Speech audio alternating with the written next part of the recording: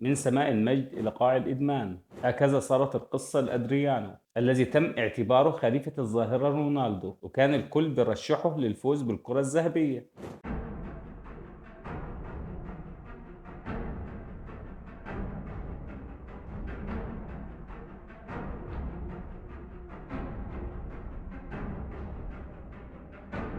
قبل ما نبدأ الفيديو صلي على النبي واشترك لي بالقناة وتعالى نشوف.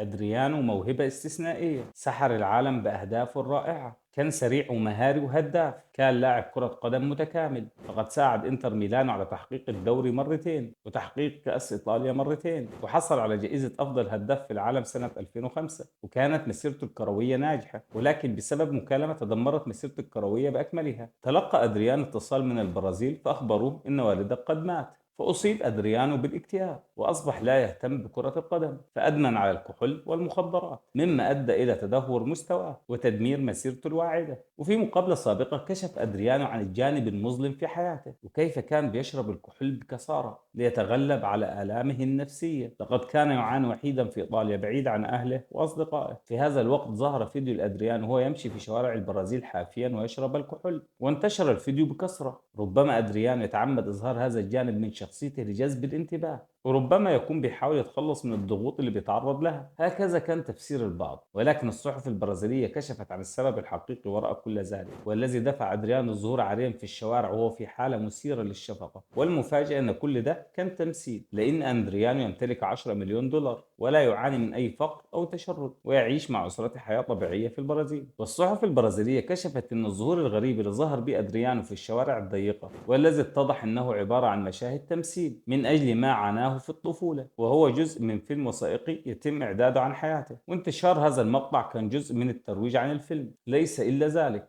يا صديقي، لا تصدق كل ما تراه على مواقع التواصل الاجتماعي. أدريانو يا صديقي بدأ في نادي فليمانكو البرازيلي، لعب معاهم 46 مباراة، سجل 44 هدف، يعني تقريبا بيسجل هدف في كل مباراة، معدل مرعب حرفيا. وبعد البداية القوية دي ينتقل لنادي الانتر، وبما ان الانتر ما بيصبرش على المواهب الصغيرة، ما بيقدرش ادريانو يتكيف مع الاجواء، وما بيقدرش يأدي بالشكل المنتظر منه، وبيسجل هدف واحد بس. فيقرروا يعيروه لنادي فورنتينا ويسجل معاهم 6 أهداف في 15 مباراة، ويلاقي نفسه مرة تانية بعد ما نادي فورنتينا يهبط يروح نادي بارما، يبدأ معاهم وينقلهم من المركز العاشر للمركز الخامس، ثم يروح بعدها للإنتر من تاني. وفي موسم 2004 يسجل معاهم 12 هدف وتألق معاهم بشكل كبير. وفي موسم 2005-2006 يسجل معاهم 17 هدف. أداؤه كان مرعب لأي خصم بيواجهه في الفترة دي، ولعب الكوبا أمريكا مع البرازيل وكان هداف البطولة. وفعلا أدريانو كان الكل شايفه خليفة الظاهرة رونالدو، وكمان ترشح لجائزة أفضل لاعب في العالم 3 مرات متتالية، 2004 2005 2006. وفي نهاية موسم 2006 بعد ما بيرجع من صدمة كأس العالم مع المنتخب في ربع النهائي ضد فرنسا لما خسروا من فرنسا في ربع النهائي،